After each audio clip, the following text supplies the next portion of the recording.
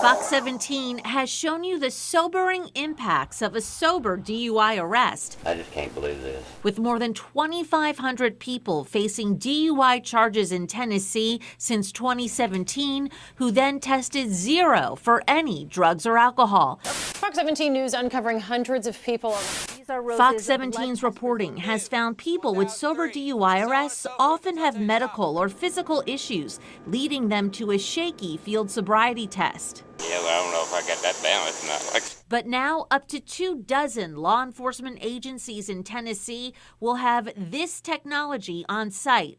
It's the SOTOXA saliva drug tester from Abbott Labs. The Tennessee Highway Safety Office is using grant money to distribute the device to selected police departments across the state. Clarksville is one. And we don't want the person on the road if they shouldn't be driving, but we also want the truth. A saliva strip is run through the device. In about 5 minutes, it can show the presence of amphetamines, methamphetamines, depressants, cannabinoids, cocaine, and opiates. Or it could show the person has taken nothing. They don't smell alcohol, but they're stumbling, and we ask them to do field sobriety tests, and they fail their field sobriety tests. We think something's going on. Do I let this person drive away and cause another accident and then be liable for that? Or do they arrest them? Well, this will help them determine what path to go. Now, officers can still use their discretion to let someone go. I reached out to the Tennessee Highway Patrol, which had the highest number of sober DUI arrests in newly released TBI data. Information that's now public after a state law passed last year Ayes 95, no nays. requiring more transparency. I asked THP about its protocol. What happens if a SOTOXA device shows a negative result? Also, if this kind of mobile test gets used, could portable breathalyzers be brought back?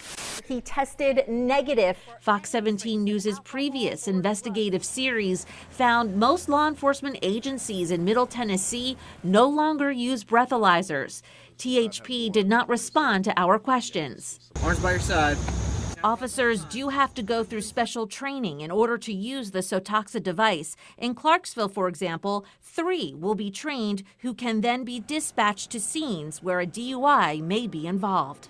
And studies show these types of saliva drug tests are typically accurate, but different drugs can have different detection sensitivities. So there is some room in there for some error, and that can potentially lead to more questions.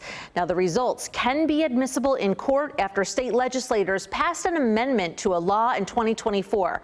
Either way, if you're arrested for DUI, police will almost certainly request or get a search warrant for a blood test, the gold standard, considering the many DUI cases we've reviewed here over the past 2 years. I'll continue to monitor the impact of the SOTOXA device with law enforcement agencies here in Tennessee and keep you updated. I'm Kelly Avellino for Fox 17 News, your Code Red station.